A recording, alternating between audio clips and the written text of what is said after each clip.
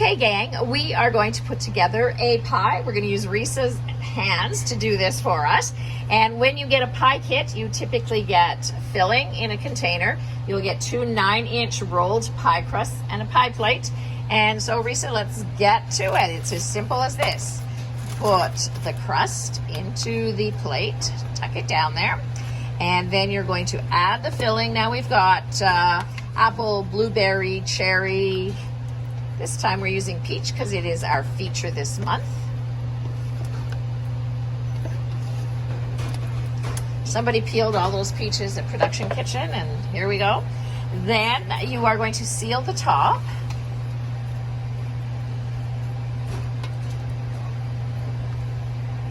You want to make a good seal, and you need to put steam vents into the top of the top pie crust because you're creating some steam. And we are going to place that on there. All right. Okay. All right, we put the top crust on. Now we need to just trim it. You can use those ends, put some cinnamon and sugar on them, bake them. Always fun to use, or re-roll them for another pie.